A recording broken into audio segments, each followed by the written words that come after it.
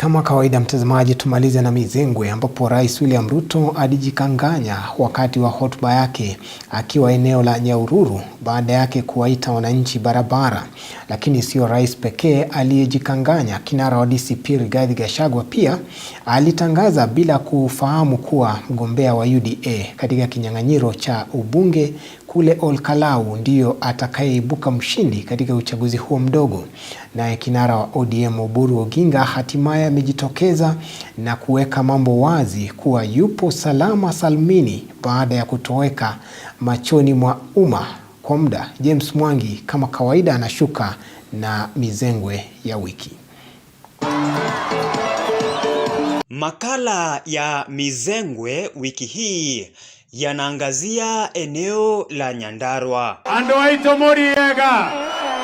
ambapo Rais William Ruto alijipata akachanganyikiwa kidogo kule Nyahururu na kuwaita wananchi barabara. Barabara hoye!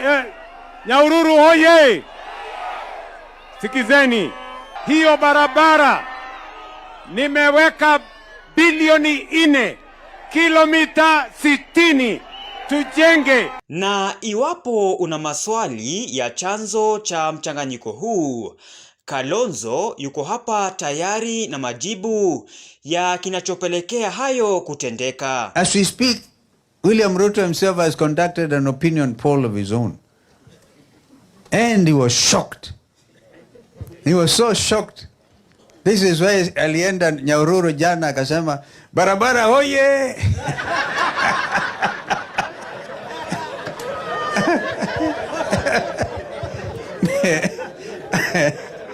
Ai, ni kubaya, ni mbaya. Ila sio rais pekee anachanganyikiwa. Rigiji pia alijipata akipa chama cha UDA ushindi katika chaguzi ndogo za ubunge kule Olkalau. Ya Kalau watachagua mjumbe wao leo, na yule atapita kwa UDA is the next member of parliament for Olkalau. Adi? Nimesema? Nimesema. Unajua hii watu wametuumiza sana, ndio tunataja hawa.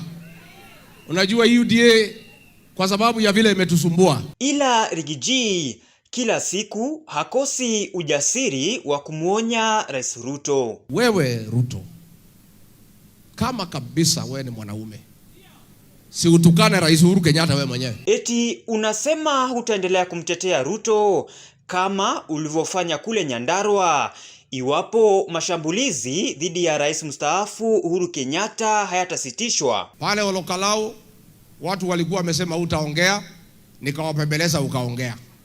Mimi nimeambia watu Mlimani wasikupigie kelele waongeleshe.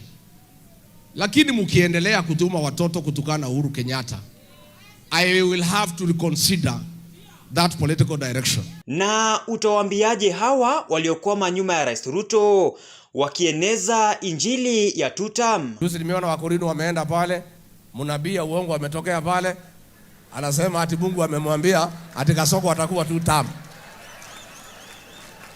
Kwa jina ya Yesu manabii uongo washi.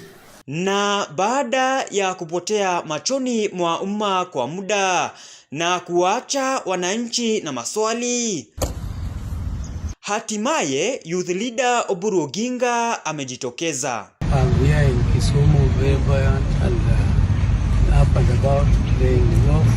Kumbe muda huu wote alikuwa kule Kisumu akijivinjari na mchezo wa gofu.